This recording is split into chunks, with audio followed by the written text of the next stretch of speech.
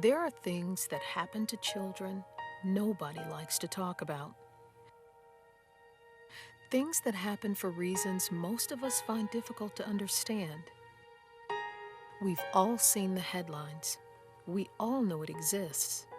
It can happen to any child, and it can devastate families. It's an epidemic, really, victimizing innocent children and families every day, in every community. It's the story of child sexual abuse, and more often than headlines can ever tell us, it begins with someone in a position of trust and authority. If you're a parent, a teacher, a school counselor, a healthcare professional, if you care for or work with children on a regular basis, this presentation is for you. It covers a topic that most of us would rather not even think about, but we plan to do just that. Talk openly and honestly about child sexual abuse and its treatment. So, for the next 20 minutes, we hope you listen carefully. Ask yourself some difficult questions. We hope you'll think about the children in your own life, and then put yourself in the shoes of a parent trying to cope with this problem. If you are a parent dealing with the sexual abuse of a child, we want to help you understand a few simple things as you deal with this experience. First, that you are not alone. Many other families have been in your situation, and many have found a way to heal with the proper help. Secondly, your decision to seek this help could be one of the most pivotal decisions you could make on behalf of your family. But you have to make it. Most importantly, we want to offer you hope. Every day across the United States, mental health professionals are successfully treating children who have suffered sexual abuse. Many are using a trauma-focused treatment that offers children and parents the coping skills needed to overcome this problem. We'll show you what this treatment looks like and why it's giving abused children and their families the promise of a fulfilling and hopeful future.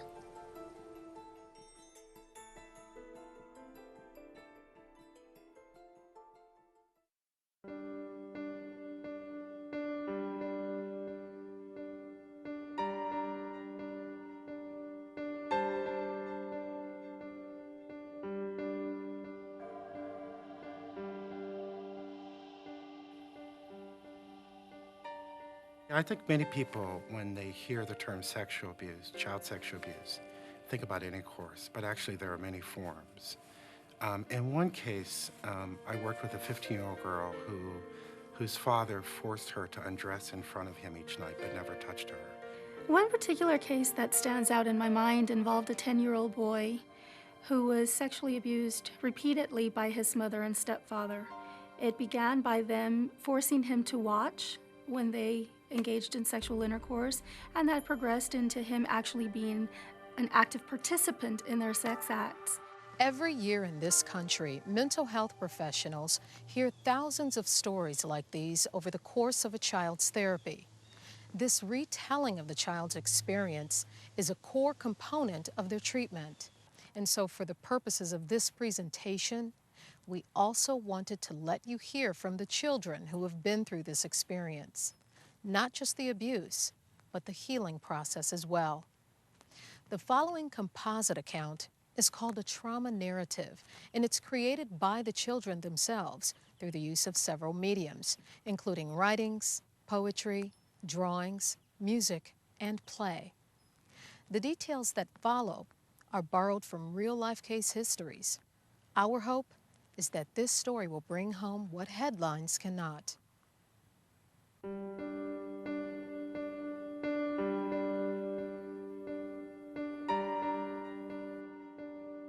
The first time it happened, Maddie was sleeping.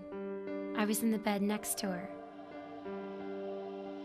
Robbie came into our room and laid down next to me.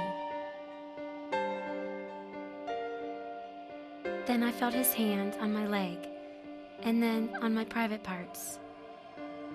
I was really scared. I tried to say something, but he put his other hand over my mouth. Then I just pretended that I was asleep.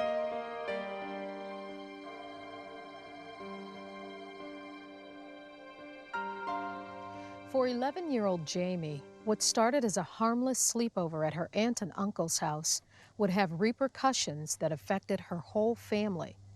Someone she knew well and trusted, in this case her step-cousin, was the offender. Parents teach their children to beware of strangers, but in the case of sexual abuse, it's much more typical for the offender to be a neighbor, a family friend, a relative, or some other adult or teenager that the child knows and trusts. Well, sexual abuse offenders can really come from all walks of life. They can come from different cultures, races, and backgrounds. But what we do know is that most offenders are male. And increasingly, we've been concerned that children are being sexually abused by teenagers. In fact, some estimates suggest that as many as 40% of offenders are teenagers. Probably the most important part about knowledge about offenders, though, is almost all offenders know they're child victims. It's pretty uncommon and almost rare for a stranger to sexually abuse a child. 1/4 of all girls experience some form of sexual abuse before adulthood. There are more children who are sexually abused than children who have asthma, than children who have attention deficit disorder, than children who experience many other commonly known medical conditions. Think about it. You probably know at least one child with asthma, or perhaps have a friend whose child is being treated for ADD. Sexual abuse is more common than either of these two very common conditions. If you are a parent already dealing with this problem, you know what I mean. But if you are someone who thinks it hasn't touched your life or the life of someone you know, think again. It's just too common.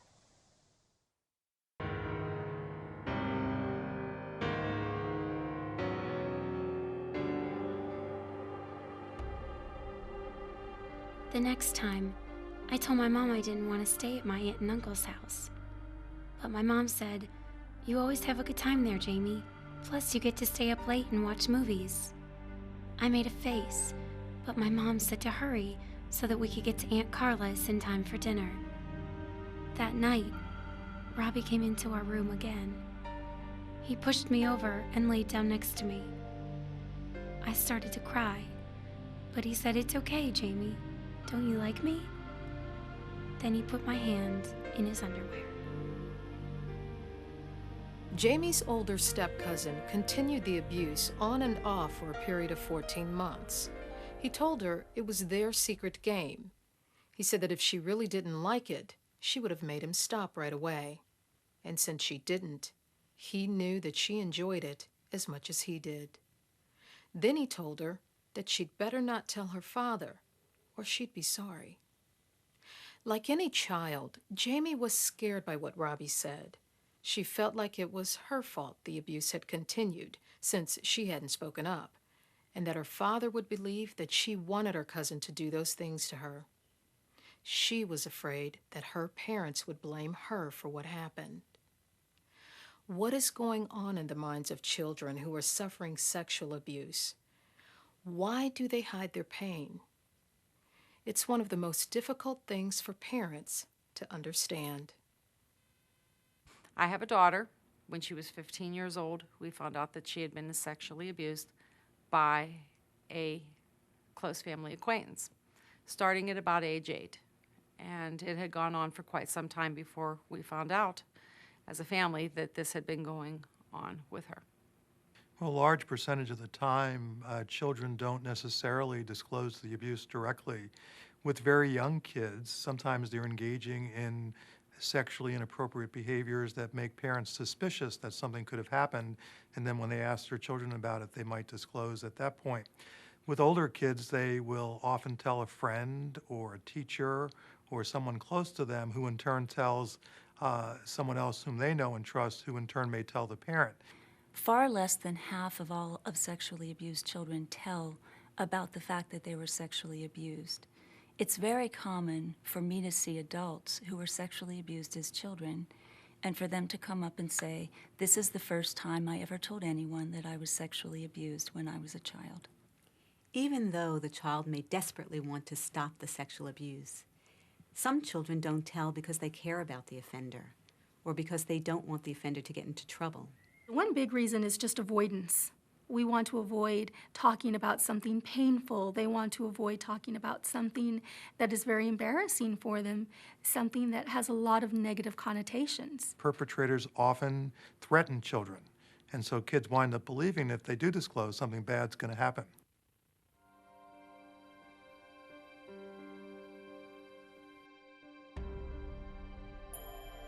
The next morning, I felt so ashamed. At breakfast, Robbie was laughing and having a good time. I felt sick to my stomach. I had this big, awful secret, and I couldn't tell anybody. Why did my cousin do this to me and not Maddie? I couldn't sleep at night, and I had a lot of nightmares. At school, I couldn't concentrate and didn't even want to be there.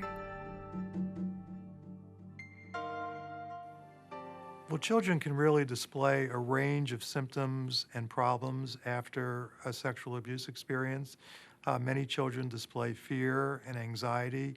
Young children can have nightmares. Many children display recurring thoughts about the abusive experience.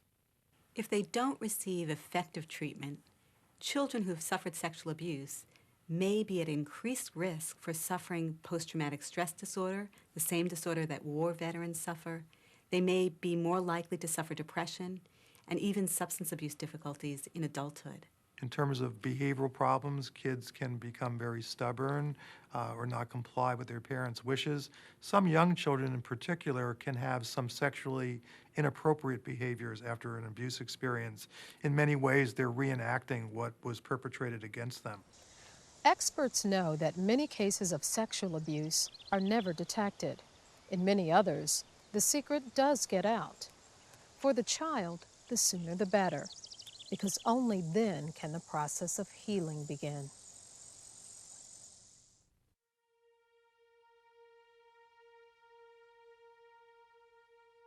I felt so upset in my head and in my heart. Then one day, my best friend Alice asked why I didn't go to sleepovers at her house anymore. I told her that I was afraid something bad would happen. We started talking, and finally, I told her. Alice was really nice to me. She said that she had to tell her mom. At first, I was really afraid, but then I thought this might be okay.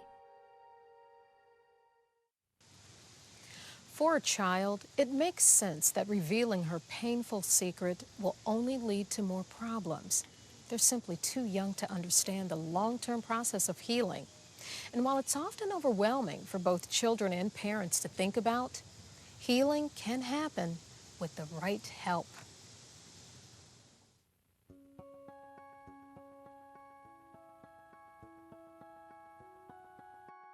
My mom was on the phone for a long, long time. When she got off, she seemed really upset. I asked her what's wrong, and she said she was talking with Alice's mom, who had told her what happened. I thought my mom was going to yell at me, but she just started to cry.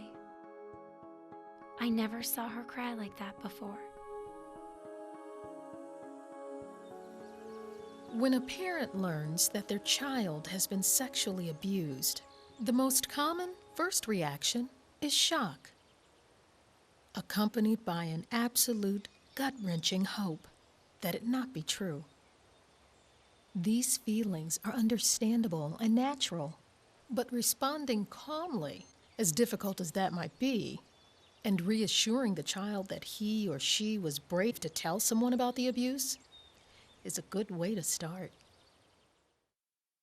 When we first found out, I think our first reaction was a cross between disbelief and anger. Once family members found out, there was a component of denial there. Some people didn't want to believe it. Some of the family members believed it immediately, and then they were sort of on the same page with the rest of us. They felt very guilty. They felt like we had let her down in some way by not noticing it. This can really cause a rift in the family. You'll have family members taking sides. If it was the father, now the family is broken up. Some parents freeze. They're not sure what to say. So they say nothing, or they say very little. And the child may perceive the parent as really not interested or not concerned about what the child has said. As a parent, I also see how crucial it is to take a long-term approach and keep your eye on the ball, that you are the parent. You have to set the tone of hopefulness, of the long-term goal of recovery.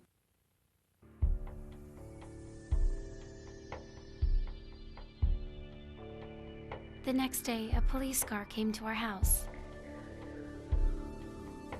They had all sorts of questions for me about what Robbie had done. Mom kept saying they only wanted to help, and that they would keep him away, maybe put him in jail. As you can see, the issues surrounding sexual abuse are complicated, to say the least.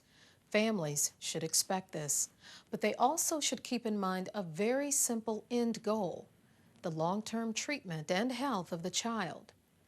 You can get there.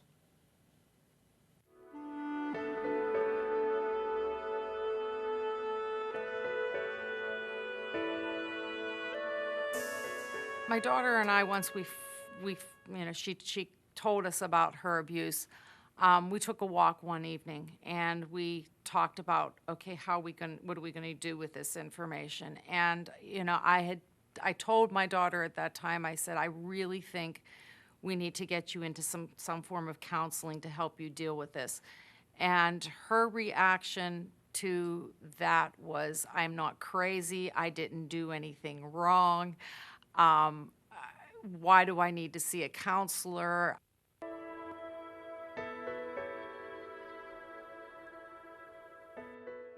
Things were not so great at our house. Then one day, my mom made me a promise. She told me that she would be there for me every step of the way. She also said that she would get me help and make me feel better. While there are some children that suffer the effects of sexual abuse throughout their childhood and even into their adult lives, the good news is that children can recover over time.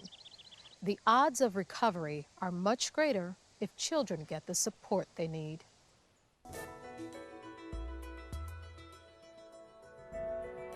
I started to see a nice person named Miss Karen. I would go there every week and talk about my feelings and other stuff. At first, I didn't want to talk about what had happened, but after a while, I felt okay about it. Miss Karen helped me understand that what happened was not my fault. She said Robbie knew that what he was doing was not okay.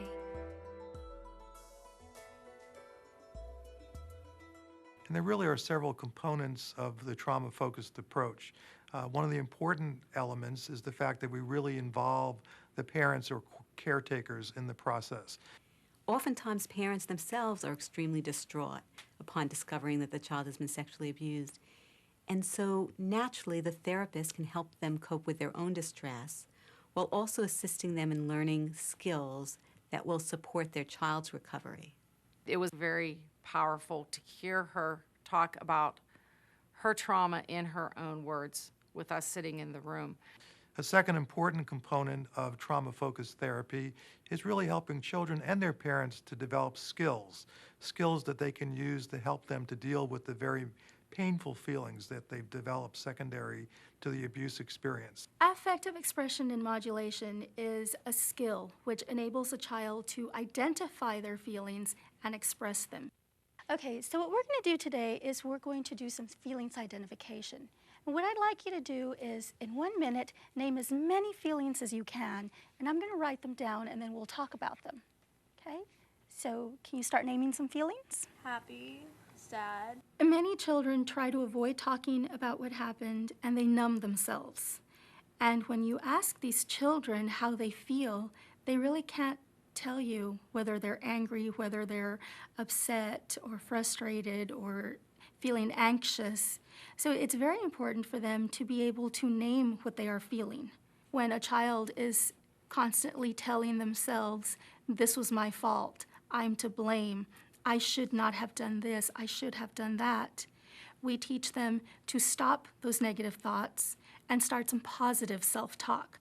The therapy can help a child understand that the sexual abuse was not their fault, and there was nothing that they did or said to cause the abuse, but rather the offender has the problem. So now that the child and parents have the coping skills to help them deal with the trauma symptoms, it's time to put those skills to use.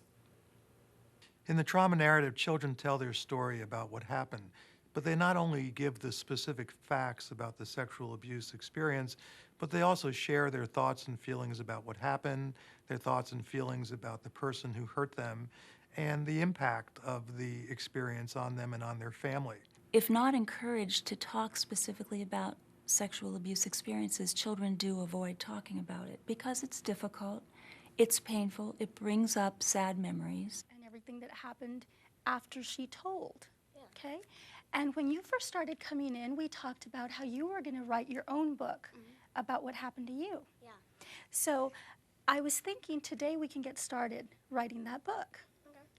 Now, you can decide where you'd like to start.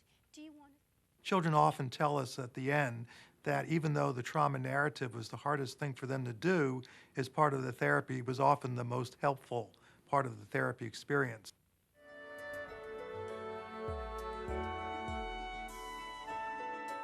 I'm glad that I got to talk with Karen. I feel much better now. I hardly ever think about what Robbie did to me. And when I do, I don't feel scared anymore. I learned that it's good to tell and to talk about what happened. Based on both clinical experience and research studies, many of the children who go through trauma-focused therapy with their parents show significant improvement in dealing with trauma symptoms and in their ability to lead a normal life. Once again, trauma-focused therapy centers around 3 core aspects. The first is strong parental involvement with both parent-only sessions and parent-child joint sessions. Second is the development of coping skills that help the child confront the trauma symptoms, emotions, and reminders related to the experience. Lastly, the retelling of the traumatic experience lets the child use these new coping skills and confront the traumatic experience in a safe and caring environment. It is here where the road to recovery truly begins. My mom and I are closer now. My heart and my head don't hurt as much. I'm having more fun with my friends. Therapy is hard, but worth it. The best thing is that when my mom looks at me, I can see in her eyes that she knows I'm really doing better. You know, that feeling deep down. After all this, I know that my parents really, really love me. And best of all, my mom kept her promise, and that feels good. She doesn't see herself as being an abused, traumatized person anymore. It doesn't define who she is. She is so many other things other than this child who was sexually abused. You can make the world right again for a child who has been sexually abused. It might be a simple referral for a friend in need, or a parent stepping up to protect their child. We won't tell you that it'll be easy, but we can tell you that it does work. Trauma-focused therapy under the supervision of a caring professional can not only change the way a young person sees the world, but also improve their chances in it. With knowledge, courage, and a determination to get effective help, you can make a huge difference in a child's life and help keep the promise that we as parents and the community have made to our young people. Thank you.